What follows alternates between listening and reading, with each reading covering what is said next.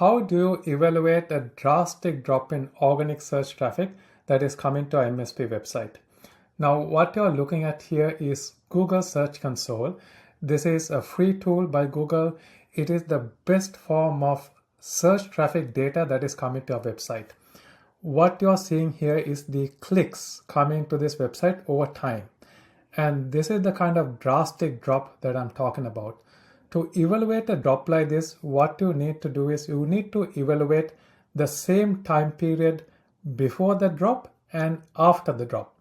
So instead of looking at this time period over time, do a comparison.